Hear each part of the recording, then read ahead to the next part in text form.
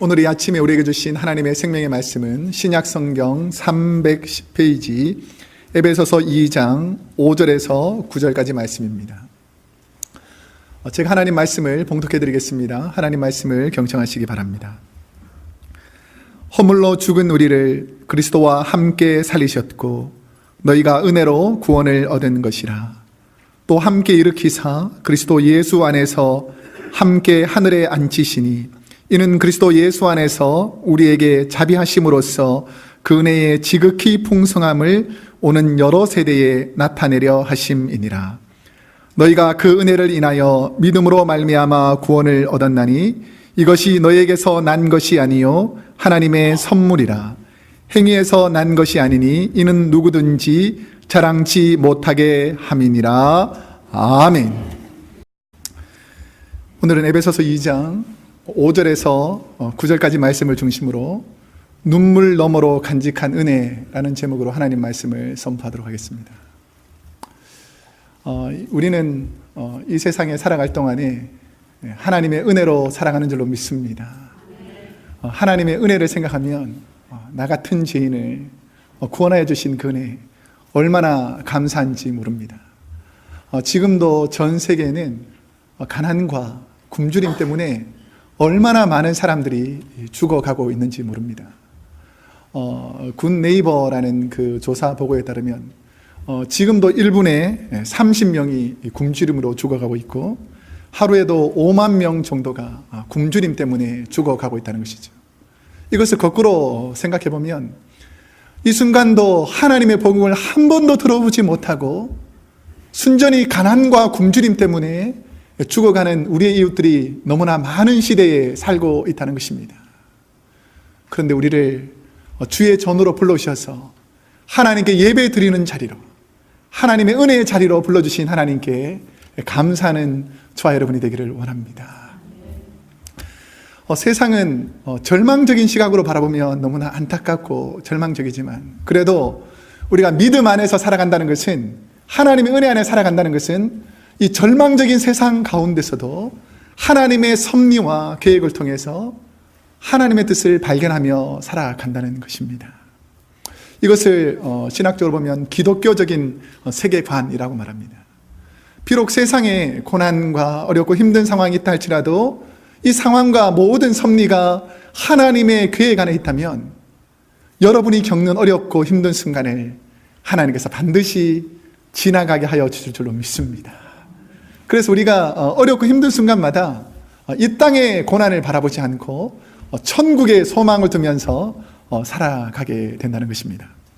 한 성경학자가 The Seven Languages Used in Heaven 이라는 천국에서 쓰는 7가지 단어라는 글을 쓴 적이 있습니다. 거기 보면 천국에서 주로 사용하는 7마디가 있다는 것이죠. 그 첫 번째는 미안해요. 두 번째는 괜찮아요. 세 번째는 좋아요. 네 번째는 잘했어요. 다섯 번째는 훌륭해요. 여섯 번째는 고마워요. 일곱 번째는 사랑해요 라는 말을 자주 쓴다는 것입니다. 저는 우리 크로스웨이 교회가 천국의 언어로 가득한 교회가 되기를 원합니다. 자, 그럼 한번 해봐야 될 거 아닙니까? 제가 할 텐데 옆 사람에게 감정을 실어서 해야지 영혼 없는 말 있잖아요. 그런 말 하면 안 됩니다. 다시 한번 우리 할 텐데 옆 사람이 하는 거예요. 저한테는 할 필요 없으니까. 저한테 미안한 분은 별로 없죠. 자, 옆 사람에게 미안해요. 미안한 분들은 얼굴을 보고 미안하게 생각해야지 딴 것을 보면서 미안하면 안 되죠. 다시 한번 시작. 미안해요. 상대방이 실수를 하면 괜찮아요. 두고 보자가 아닙니다. 괜찮아요. 알겠죠? 그런 실수를 할 수 있어요. 인간이니까 할 수 있어요. 그 다음에 좋아요. 어떤 분은 싫어요 하는 분 있죠. 난 너 싫어. 싫어요가 있는데 좋아요. 그 다음에 잘했어요. 너는 왜 도대체 이 모양이냐? 이 아니라 잘했어요. 너무 좋은 말이죠. 그 다음에 훌륭해요. 당신은 참 훌륭한 분입니다. 당신하고 같이 있어서 너무 기쁩니다. 다음에는 고맙다는 말이죠. 고마워요. 혼자 있는 것도 우리가 인생에 사는데 옆 사람하고 같이 있으니까 얼마나 고맙습니까? 저는 여러분이 있어서 얼마나 고마운지 몰라요. 그럼 여러분들도 좀 한마디 해주셔야 되는데. 예, 우리가 서로 고마운 사랑이죠. 마지막 7번째는 사랑해요입니다. 사랑해요. 시작. 예, 주님의 이름으로 사랑하는 것이죠. 그래서 우리가 이 땅에 살면서 여러 가지 언어가 많이 있지만 천국에서 사용하는 언어, 이 언어들을 자주 사용하게 되면 이 땅이 절망적이지만 하나님 은혜 가운데 희망적인 천국을 바라보며 살 수가 있다는 것입니다. 그런데 이 땅에서 사람이 성취하는 많은 일들은 대부분이 그 사람의 노력과 열심, 투자의 결과물인 경우가 많이 있습니다. 그런데 자신이 원하는 일들을 했을 때 누군가에게 인정받기까지는 참으로 많은 노력과 땀의 결실이라는 것을 알 수 있습니다. 한국에서 100대 기업을 연구해 봤어요. 그래서 100대 기업을 연구한 결과에서 신입사원으로 입사를 해가지고 사장, 그러니까 사장님까지 CEO까지 되는데 걸리는 시간이, 그러니까 부모님이 회장님이거나 이런 분이 아니고 진짜 평사원으로서 아무 인맥 없이 평사원으로 들어가서 사장, CEO까지 올라가는데 몇 년 정도 걸리는 줄 아세요? 일부 예배 때는 10년이라 그러더라고요. 10년은 아주 빠른 거고 그렇게 될 수는 없고, 평균적으로 163명을 조사해 봤더니 30.4년이 걸린대요. 그러니까 이 최고 낮은 위치에서 뭔가 성취하고 인정받기 위해서는 한 30년이나 걸린다는 것입니다. 그리고 이 사람은 그 위치에 이르기까지 얼마나 많은 노력과 열심을 냈겠습니까? 학문 분야에서도 마찬가지인데 누군가가 어느 학문 분야에서 전공을 따기 위해서 박사학위를 받는다라고 생각하면 어느 정도 공부해야 되는 줄 아십니까? 초등학교 6년은 나와야 되겠죠? 그 다음에 중고등학교도 한 6, 7년은 나와야 되죠? 대학교도 졸업해야 되죠? 저희 목회자들 같은 경우는 3년 동안 신학대학원도 졸업해야 되고 석사도 공부하고 박사과정은 짧게는 3, 4년, 길게는 6, 7년, 어떤 분은 길게 해도 아직 박사학위를 못 받은 분이 있는데 뭔가 한 분야에서 전문가다, 그 학위를 가졌다라고 말할 때 제가 연구를 해보니까 한 25년은 공부해야지 그 결과물을 얻게 되더라고요. 그러니까 누군가가 이것을 얻었다라고 말할 때에 그냥 쉽게 얻어지는 것은 별로 없습니다. 그러니까 그 나름대로 최선을 다하고 노력하고 투자했기 때문에 그런 결과가 이 땅에서 일어나더라는 것이죠. 최근에 소치에서 동계올림픽을 하고 있습니다. 우리나라에서 첫 번째로, 한국에서 첫 번째로 금메달을 딴 분인데 누군지 아세요? 예, TV를 안 보는 줄 알았는데 다 보고 계시는군요. 이상화라는 선수가 이렇게 금메달을 땄잖아요. 그리고 피겨스케이팅에서 우리가 금메달을 딸 걸로 아주 유력한 한국의 한 선수가 있죠. 누구죠? 예, 김연아죠. 이렇게 성경보다 이 지식이 더 많이 발달되어 있죠. 그처럼 우리가 그 선수가, 이상화라는 선수하고 김연아라는 선수가 그 자리에 오르기까지 그냥 몇 개월 동안 연습해서 그 위치에 오른 것이 아니죠. 제가 그분들의 스토리를 보니까 어린 나이부터 꾸준히 노력해가지고 그까지 오르기 위해서 얼마나 많은 희생과 헌신과 노력을 했는지 모릅니다. 그렇기 때문에 그 결과를 얻은 것이죠. 이처럼 세상에서 주위 사람들에게 인정받으려면 오랜 시간 동안 수많은 시간과 훈련과 연단을 통해서 자신의 능력을 인정받게 되더라는 것입니다. 누군가에게 인정받기 위해서는 그만큼 많은 시간과 에너지가 필요하다는 것이죠. 그런데 여러분 잘 생각해 보세요. 여러분의 삶에 구원의 사건이 가슴 시리도록 감사한 이유가 무엇일까요? 내가 구원받았다, 내가 하나님 은혜로 구원받았다 라고 했을 때 여러분이 무슨 노력을 해서 내가 구원받은 것이 아니라는 것이죠. 이것은 철저히 내 노력과 내 경력과 내 삶의 무슨 의지를 통해서 받은 것이 아니라 내가 하나님 앞에 겸손하게 무릎 꿇고 죄인임을 고백했을 때 하나님께서 베풀어 주신 그 은혜가 바로 구원이기 때문에 우리는 구원이라는 그 은혜 앞에서는 감사할 수밖에 없더라는 것입니다. 여러분 감사하십니까? 여러분이 노력하지도 않았는데, 여러분이 그렇게 오랜 기간 동안 하나님 앞에 헌신하지 않았는데도 불구하고 내가 죄인임을 고백하는 그 순간 하나님께서 나에게 은혜를 주셨다는 것이 얼마나 감사한지 모릅니다. 우리 옆 사람에게 한번 이렇게 고백합시다.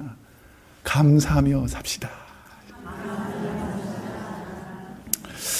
오늘 본문 말씀 8절 말씀에 보면 우리가 왜 여러분이 이 땅의 삶을 살면서 하나님의 구원받은 사건이 감사한 은혜인지가 나옵니다. 우리 8절 말씀을 보면 너희가 그 은혜를 인하여 믿음으로 말미암아 구원을 얻었나니 라고 말씀하고 있습니다. 너희가 그 은혜를 인하여 믿음으로 말미암아 구원을 얻었다. 제가 이 말씀을 깊이 묵상하면서 오늘 저와 여러분이 나누고자 하는 부분은 그 은혜라는 단어입니다. 그 은혜. 여기서 나오는 그 은혜라는 단어는 5절에도 동일하게 은혜라는 단어가 나옵니다. 너희가 은혜로 구원을 받았다라는 은혜하고 오늘 본문 8절에 나오는 그 은혜라는 단어와는 약간의 헬라어 원어에 보면 차이가 있어요. 은혜라는 단어에는 5절에 나오는 은혜라는 단어에는 관사라는 태라는 단어가 없는데 8절에 나오는 그 은혜라는 단어는 구체적으로 너희가 이것 때문에 이것이 은혜다라는 것을 설명해 줍니다. 그러면 그 은혜, 도대체 너희가 그 은혜를 받았다는데 그 은혜가 무엇인가에 대한 설명이 7절에 보면 나와요. 7절에 그 은혜가 무엇인지 이는 그리스도 예수 안에서 우리에게 그 다음에 아주 중요한 단어가 나오는데 뭐죠? 자비하심으로써 그 은혜에 지극히 풍성함을 오는 여러 세대에 나타내려 하심이니라 라는 것이죠. 여기서 말하는 그 은혜는 믿음으로서 우리가 구원을 받는데 이 구원의 은혜가 우리의 노력이 아니라 하나님의 자비하심에서 나오는 구원의 은혜다라는 것을 설명하고 있다는 것입니다. 그 미국의 오픈도어즈라는 단체에서 전 세계에서 기독교를 박해하는 국가 50개 나라를 조사해 봤어요. 그 50개 나라 중에서 3위가 사우디아라비아랍니다. 2위가 기독교 박해하는 나라 중에서 이란이래요. 그런데 8년째 연속 8연패를 하고 있는 나라가 있습니다. 누군지 아세요? 북한이랍니다. 북한. 부동의 1위 자리를 무려 8년째 기독교 박해하는 나라로 소문난 나라가 바로 북한이라는 것이죠. 이 오픈도어즈라는 이 단체의 칼 모엘러라는 대표가 이렇게 말하는 것이 있습니다. 북한이 기독교 탄압국 1위라는 것이 그다지 놀랄만한 일이 아니다. 왜냐하면 친척 중에 한 사람이라도 기독교인인 것이 발각되면 가족 전체를 3대에 걸쳐서 감금시키고 잔인하게 체계적으로 박해한다라고 보고하고 있습니다. 제가 최근에 북한의 소식을 들어보니까 지하교회 성도들을 중심으로 처형하고 발각시켜서 그 주위에 있는 모든 사람들을 죽여나간다는 거예요. 그러니까 북한에서 만약에 내가 예수를 믿는다라는 것은 오늘부터 내가 죽을 각오를 한다라는 말과 똑같다는 것입니다. 그리고 내가 마음껏 한번 찬송 불러보는 것이 그들의 소원일 수 있고 내가 눈물을 흘리면서 하나님께 부르짖고 기도할 수 있는 것이 바로 얼마나 큰 은혜인지를 우리는 알아야 된다는 것입니다. 우리가 하나님께 찬양하고 예배드리고 기도하고 하나님께 감사할 수 있는 것이 바로 은혜인 줄로 믿습니다. 그렇기 때문에 이 은혜를 절대로 경히 생각해서는 안 된다는 것이죠. 지난주 화요일에 이스트베이 교회 목회자 연합 모임에 참석했는데 탈북하여서 중국에서 예수님을 믿고 탈북하는 동족들을 돕기 위해서 4번이나 북송되어서 죽음의 고비를 엄청나게 많이 넘긴 하나님의 은혜로 살아남은 조진혜라는 자매의 눈물의 간증을 듣고 제가 같은 민족이고 같은 형제였는데 어떤 분들은 너무너무 고통스러워하고 힘들어하는 거, 어떤 사람들은 참 감사하는 것에 대해서 제가 한번 깊이 생각해 보게 됐어요. 그분의 가족은 8명이었는데 무려 5명이 굶어 죽습니다. 그 굶어 죽는 스토리를 제가 들어보니까 참으로 안타까운 거예요. 그 어머니가 임신을 한 거예요. 임신을 해서 아기를 낳았는데 이 할머니가 하는 말이 뭐냐면 엎어놓으라는 거예요. 엎어놓으라. 아기를 엎어놓아라. 왜냐하면 먹을 것이 없으니까. 우리 아이들도 지금 먹을 것이 없어서 죽을 지경인데 또 하나 아기가 태어났으니까 죽을 것이 뻔하다. 그러니까 엎어놓아라. 숨 쉬지 못하게 해서 죽여라, 이런 말이죠. 그러니까 아이를 낳는 어머니는 그렇게 안 되잖아요. 그러니까 안 된다고, 할머니가 없을 때는 절대 아이를 그냥 두지 말아라고 그렇게 말했는데, 어머니가 워낙 먹은 것이 없으니까 젖이 나오지 않는 거예요. 그러니까 아무리 해도 아이가 울지만 이게 먹을 것이 없으니까 이 부모님이 어쩔 수 없이 이 아이를 살리기 위해서 먹을 것을 구하러 나갑니다. 근데 그 사이에 물도 먹여보고 이런데 아이가 살아나지 않는 거예요. 힘이 없는 거예요. 시험시험 자기 막내 동생이 굶어서 죽더라는 것입니다. 그래서 이 뒷동산에 묵고 오는데 너무너무 가슴이 아프고, 부모님이 늦게 돌아왔는데 너무너무 가슴이 아프다는 거죠. 근데 할머니가 굶는 걸 또 너무 오래 하다 보니까 이제 환각 증상이 일어나는 거예요. 너무 굶다 보니까. 그래서 자기에게 늘 하는 말이, 부엌에서 타는 냄새가 난다, 밥 탄다, 감자 탄다, 빨리 불을 빼라라고 하는데, 지금 냄비에는, 그 솥에는 아무것도 없은 지가 몇 달이 지났는데 지금 그 소리가 들리는 거예요. 그러니까 자기가 너무 안타까워가지고 동네를 기웃거리다 겨우 썩은 감자 하나를 구해가지고 할머니에게 정성껏 이렇게 깎아가지고 삶아서 할머니에게 드렸는데, 할머니가 그 감자를 먹고 너무 감사하게 먹고 편안하시더니 그 다음날 돌아가시더라는 거죠. 그러니까 너무너무 안타까운 상황이 될 거 아닙니까? 그리고 자기 누님도 어디에 팔려갔는지 모르는 상황에서 죽어버리고, 이렇게 있다가 다 죽겠다 싶어서 부모님이 이제 중국으로 가서 물건들을 이렇게 구해옵니다. 먹을 것을. 그런데 그것이 또 누가 첩자가 있어가지고 발각이 된 거예요. 그러니까 부모님이 감옥에 잡혀가가지고 이 아버지가 심한 고문과 구타를 당하다가 결국은 북한에서도 수용소에서 굶어 죽게 만든 거예요. 그러니까 도저히 살아날 수가 없는 거죠. 그래서 어머니, 자기 여동생, 자기 남동생 이렇게 4명이서 이제는 북한을 떠나야 되겠다라고 해서 도망쳐 나오는데, 이 막내 동생이 너무 어리다 보니까 이 아이까지 데려가다는 또 죽겠다는 거죠. 그러니까 이 탈북하는 그 사이에 자기 친척집에 있어서 이 3살짜리 남동생을 맡겨두었다는 거예요. 근데 맡겨뒀는데 이 아이가 떨어지려고 하지 않을 거예요. 자기가 혼자 있으니까. 그러니까 5밤만 자면 너에게 맛있는 사탕이랑 음식 같은 거 준비해서 가져올 테니까 5밤만 기다리라고 눈물을 흘리면서 그 아이를 떨어뜨려 놨대요. 그런데 며칠 지나서 다시 되돌아 보니까 이 맡아주던 가정에서도 자기들 가정도 지금 굶어 죽을 판인데 지금 이 자녀를 못 맡아준다고 하니까 이 아이가 이 동네 마을을 떠돌아다니다가 우리 언니, 우리 누님, 우리 부모님 나에게 먹을 거 준다 그랬는데 어떻게 됐냐면서 막 찾아다니다가 결국은 그 아이, 3살 아이가 길가에서 굶어 죽었다는 것이죠. 그러니까 이 얼마나 안타까운 상황입니까? 그런데 그 상황 속에서 중국으로 탈북해서 그 가정이 어렵고 힘든 상황에서 이 자매가 예수 그리스도를 영접하게 됩니다. 저는 이 자매가 이 스토리를 말하면서 펑펑 우는 거예요. 너무너무 가슴 아파하고, 이분이 백악관을 비롯해서 엄청나게 많은 곳에 간증을 했으니까 얼마나 많은 간증을 하면서 눈물을 흘렸겠어요. 그런데 변함없이 자신이 죽을 수밖에 없는 상황에서 다시 건져주신 그 하나님의 은혜를 생각하니까 또 다시 눈물이 나고 그 은혜에 감격할 수밖에 없다는 것이죠.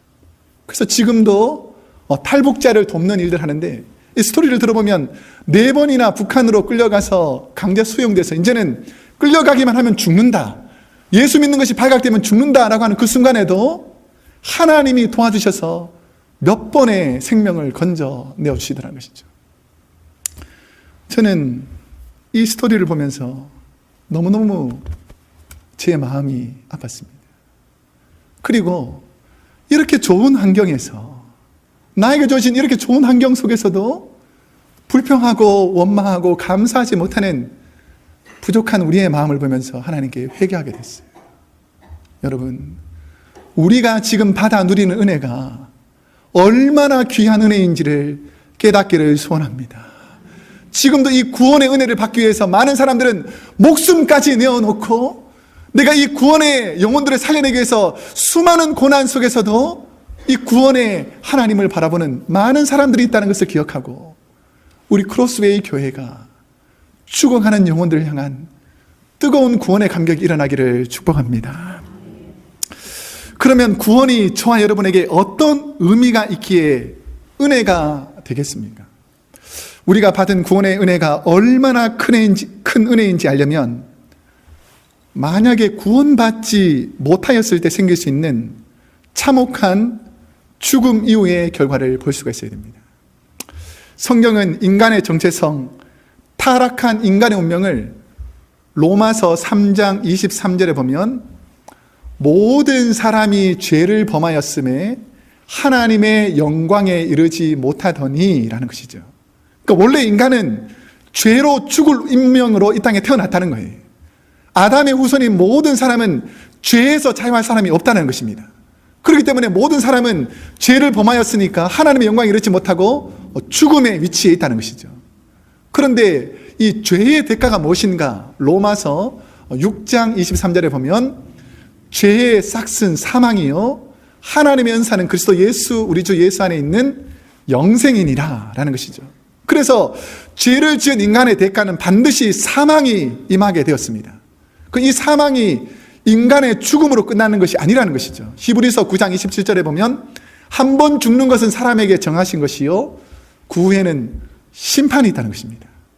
그렇기 때문에 은혜의 자리에 들어가지 못한 사람은 분명히 지옥불에 심판이 기다리고 있다는 것을 아셔야 된다는 것입니다.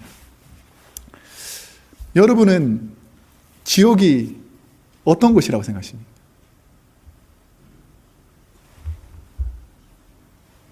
정확하게 말씀드리면 안 가봤으니까 모르죠. 안 가봤으니까 모르죠. 그런데 지옥을 묘사하는 부분이 있잖아요. 제가 어릴 적에 보면 귀신 영화 이런 걸 틀어주면 얼마나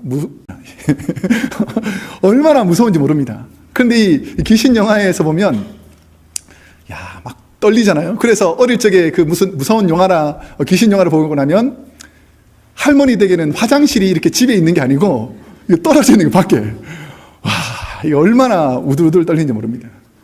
제가 최근에 LA를 다녀왔잖아요. LA를 다녔는데 유니버셜 스튜디오라는 것이 있더라고요. 지옥을 경험하기를 원하시는 분은 꼭 거기 한번 들려보시면 됩니다.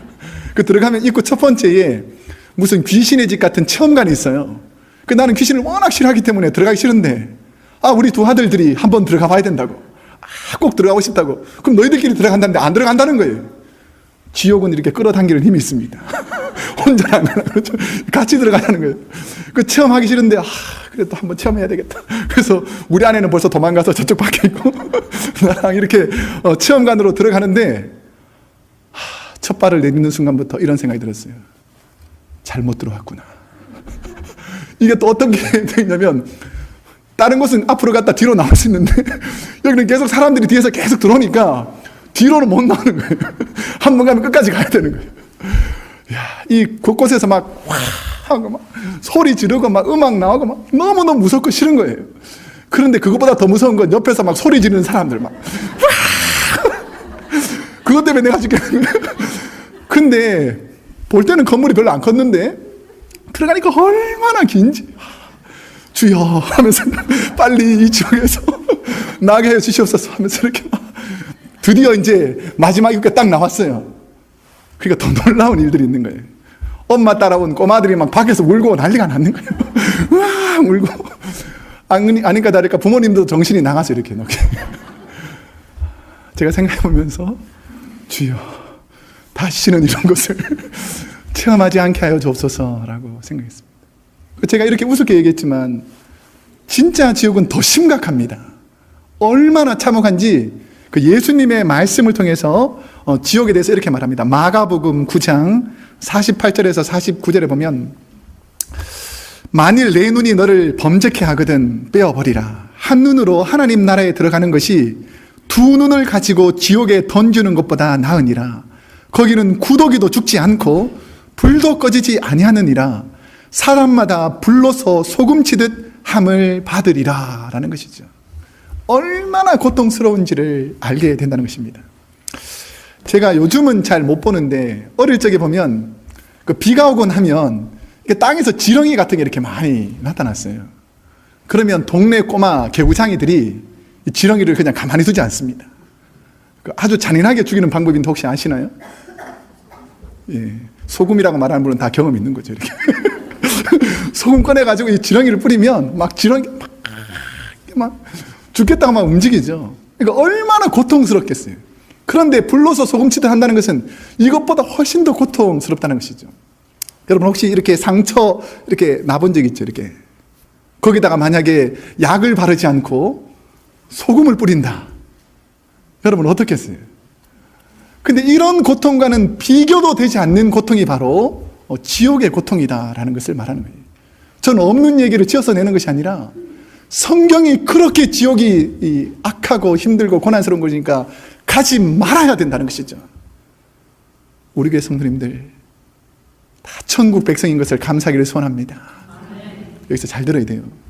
나만 가면 안 됩니다. 여러분 주에 믿지 않는 영혼들 지옥불에 떨어지지 않도록 다 구원의 통로가 우리 크로스웨이 교회가 되기를 축복합니다. 요한계시록 20장 13절에서 15절 말씀에도 보면 하나님은 요한에게 참혹한 지옥의 모습을 이렇게 말합니다. 바다가 그 가운데서 죽은 자들을 내어주고 또 사망과 음부도 그 가운데서 죽은 자들을 내어주매 각 사람이 자기 행위대로 심판을 받고 사망과 음부도 불못에 던지오니 이것은 둘째 사망 곧 불못이라. 누구든지 생명책에 기록되지 못한 자는 불못에 던지우더라 라고 성경은 말씀합니다. 구원은 철저히 죄를 고백하고 하나님의 자녀가 되는 곳에서 시작된다는 것이죠. 우리가 절대로 불못에 들어가지 않으려면 철저히 내가 하나님 앞에서 죄인임을 고백하고 하나님께 구원받아야 한다는 것입니다. 저는 우리 크로스웨이 교회에 신자 수가 많은 교회가 되지 않기를 원합니다. 구원받은 사람들이 많기를 축복합니다. 여러분이 그냥 썬데이 크리스찬이 아니라 철저히 하나님께 구원받은 자로서 믿음을 가지고 살기를 소원합니다. 제가 어릴 적에 저희 삼촌하고 여름에 이제 약간 날씨가 가뭄이 와서 저수지에 마르게 되면 저희 삼촌이 나보고는 바켓수 하나 들라 그러고 바스켓 하나 들게 하고 우리 삼촌은 꽃게기 같은 거 하나 들고 가요. 그래서 이제 평상시에는 물이 많다가 고기를 못 잡는데 저수지에 이제 물이 빠지고 나면 이렇게 갯벌 같은 게 있더라고요. 그러니까 이렇게 꽃게기로 탁탁 치면 이 미꾸라지가 탁탁 올라와요. 그래가지고 그걸 잡아가지고 저는 바켓스에 넣는 게 제 잡이었어요. 삼촌이 딱 하면 제가 바켓스에 넣고. 이게 얼마나 안 잡히려고 그런지 모릅니다. 이 세상으로 막 도망가려고 막 자기 길로. 잡아가지고 바켓스에 가득 이 미꾸라지를 잡아가지고 집에 딱 가지고 할머니 댁에 가져오면 늘 할머니가 하는 일이 있었어요. 뭔 줄 아세요? 소금을 착 뿌립니다. 많이. 왜 뿌린 줄 아세요? 이 미꾸라지가 자기 흙 먹고 이렇게 윗속에 더러운 것이 많이 있잖아요. 그러니까 이걸 소금을 막 뿌려가지고 내놓으면 얘들이 다 토해냅니다. 더러운 그 배설 좋지 않는 물건들을. 이처럼 우리가 하나님 앞에서 회개한다. 이것이 입술로만 해서는 안 된다는 것이죠. 내 안에 있는 더러운 죄악들이 철저히 내뱉어지고 다시는 그 더러운 가운데 들어가지 않겠다고 고백하는 것이 바로 구원받은 자의 삶이라는 것입니다. 여러분, 구원받은 자처럼 살기를 축복합니다. 다시는 더러운 죄악 가운데서 우리의 몸과 마음이 빼앗기지 않고 하나님의 구원의 은혜 가운데 있어야 된다는 것이죠. 여러분은 참혹하고 비참한 지옥으로 갈 여러분에게 베풀어 주신 하나님의 구원의 은혜를 생각하면 지금도 감사하게 되는 이유가 무엇입니까? 오늘 본문 8절 후반부에 보면 이렇게 말합니다.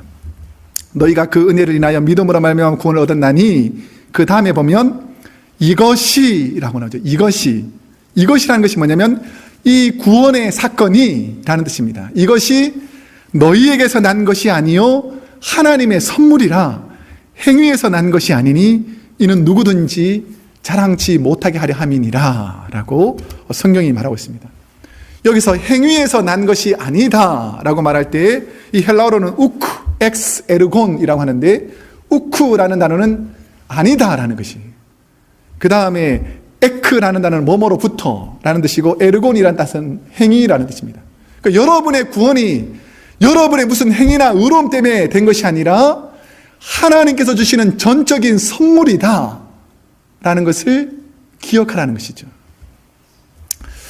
목회를 하다 보면 세상적으로 참 훌륭하신 분들을 많이 만나게 됩니다. 저분은 참 훌륭하다. 세상적으로 너무나 많은 덕과 의로움을 쌓았다라고 생각하는 분들이 있어요.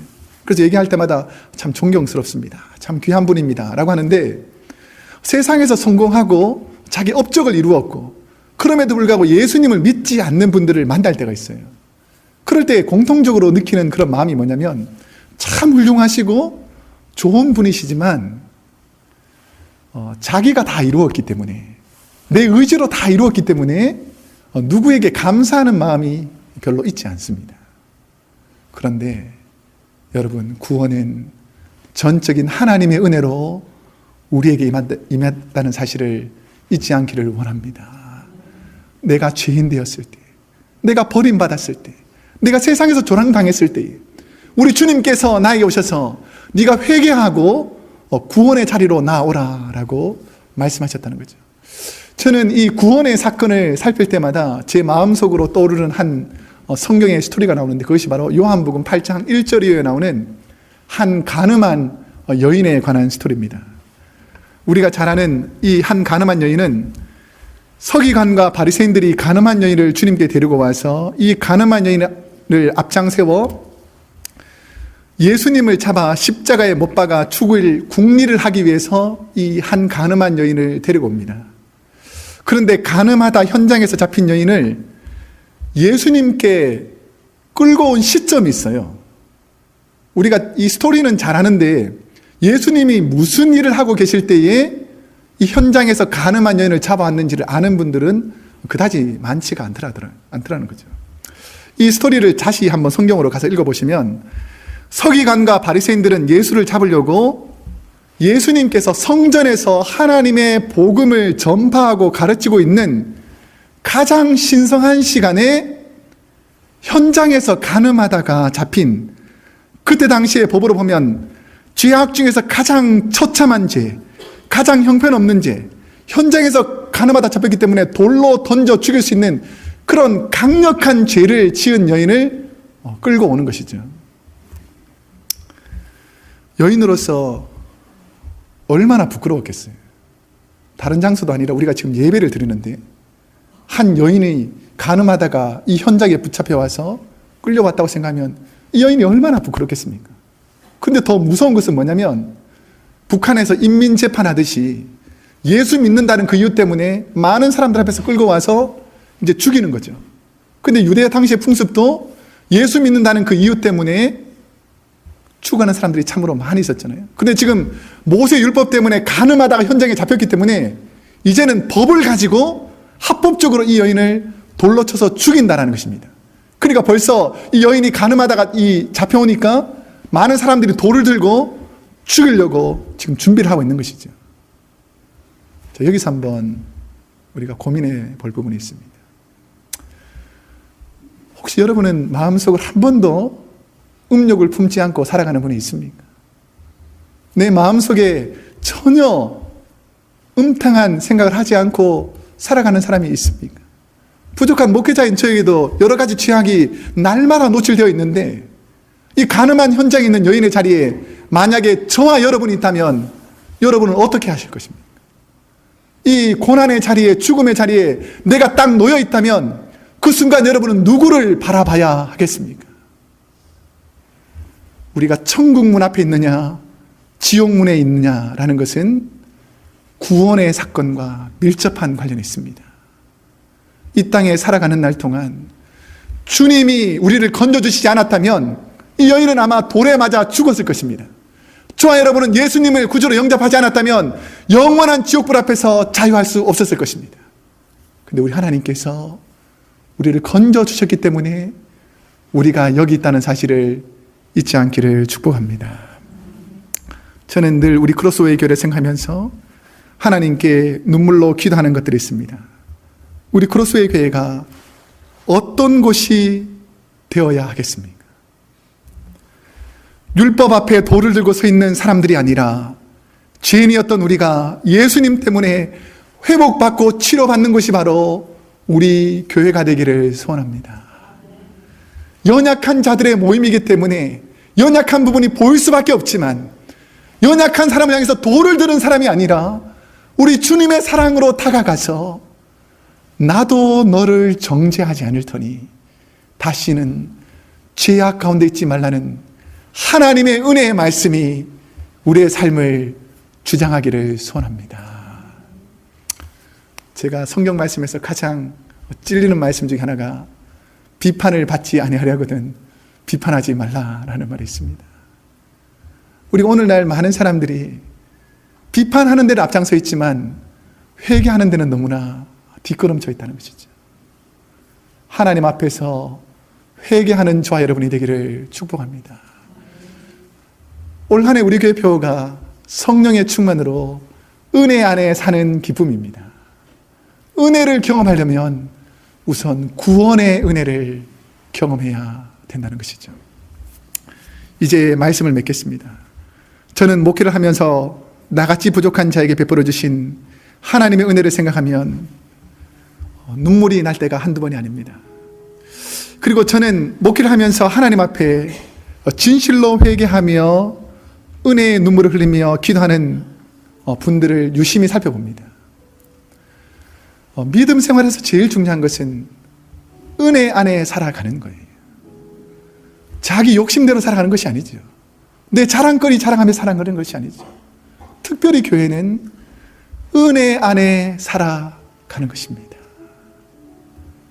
제가 우리 크로스웨이 교회를 오면서 하나님께 감사한 것이 있어요. 저는 5일 동안 대륙 횡단하면서 가장 많이 고백했던 것이 바로 하나님의 은혜였습니다. 하나님 감사합니다. 제가 누군가를 만날지 모르지만 크로스웨이 교회에서는 하나님의 은혜를 전하는 목회자가 되기를 원합니다 라고 기도했어요. 그런데 제가 새벽마다 그리고 시간이 날 때마다 기도할 때마다 감사한 것은 부족하지만 은혜 안에 살 수 있도록 하나님께서 허락해 주셨다는 것이죠. 여러분, 하나님의 은혜를 잊지 않기를 소원합니다. 인생이 길 것 같지만 은혜 안에 살지 못하고 방황하며 살기는 너무나 아까운 시간이죠. 우리 교회는 앞으로 은혜 안에 사는 기쁨을 누리기 위해서 훈련과 연단을 통해서 제자 훈련을 하게 될 것입니다. 한 영혼 살리는 것이 얼마나 귀하다는 것을 깨닫고 은혜 안에 사는 기쁨, 주님 안에 사는 기쁨을 누리는 우리 크로스웨이 교회 모든 성도님 되기를 축복합니다. 기도하겠습니다.